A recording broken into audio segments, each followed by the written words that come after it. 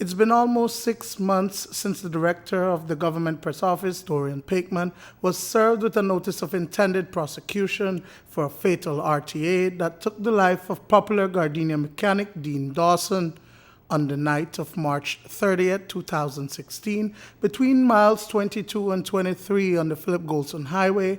45-year-old Dawson, according to his family, was traveling north towards Crooked Tree when he was hit by a government-issued Isuzu D-Max, driven at the time by Pakeman. When I got out there, I honestly thought it was a hit and run because I wasn't aware that the vehicle involved was out there, either was a driver. So I saw it and I said, you know what, they knocked him down, they killed him. So immediately I thought it was a hit and run when I got at the scene. He was lying face down and one of his hands was broken, one of his foot was broken, and his clothes ripped, and injury to the back of his head. He was bleeding from his nose, from his mouth, and just lying face down, motionless. Pakeman on his own did a drug test that indicated that he was not under the influence of alcohol. In a statement given to police after the RTA, he said that Dawson was traveling in the opposite direction and he couldn't avoid a collision when the mechanic, riding on a bicycle, swerved into his path. He was heading from the direction of Orange Rock to Ladyville, and between the miles 22 and 23, in Biscayne, he observed a person riding a bicycle in the same direction who suddenly swerved into his lane. He tried his best to avoid a collision by swerving to his left also. However, he still collided into the cyclist. As the deadline draws near for any charges to be laid against Pakeman, some troubling facts have been made public. According to official reports, Pakeman tested positive for use of cocaine when the accident occurred. That certification, the Office of the Director of Public Prosecutions, only came up on by happenstance.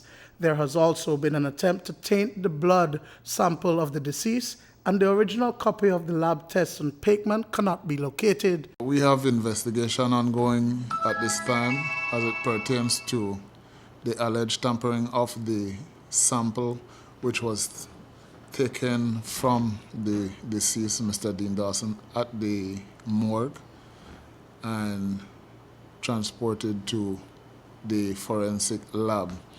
So there is an investigation as it pertains to that, given the result of that test. What was being done, sir, to tamper with it? The sample, according to the chemist, had concentration of ethanol, which is impossible for any human being to consume. So, who would have been in charge or responsible for that vial with blood to be able to tamper with it before it reached the lab?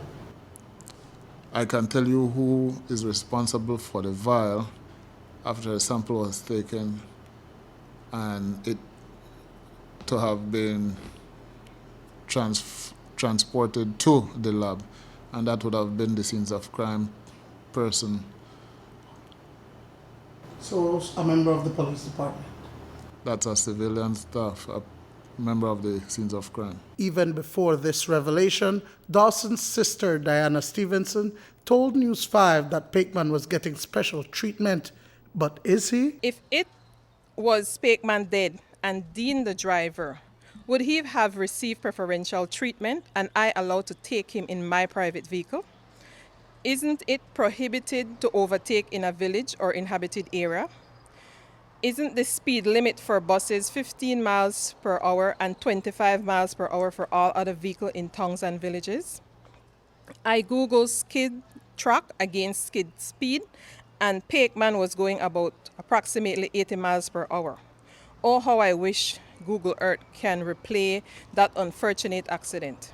I have been a driver for over 20 years, and I know an accident is an accident.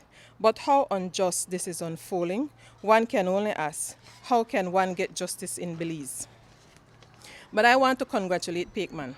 You was in an accident, took the life of a human being, a brother, a husband, an uncle, a nephew, and a friend. and you simply got up, brush his blood off your vehicle, and move on. Pakeman has since been placed on unpaid leave. Duane, Moody for News 5.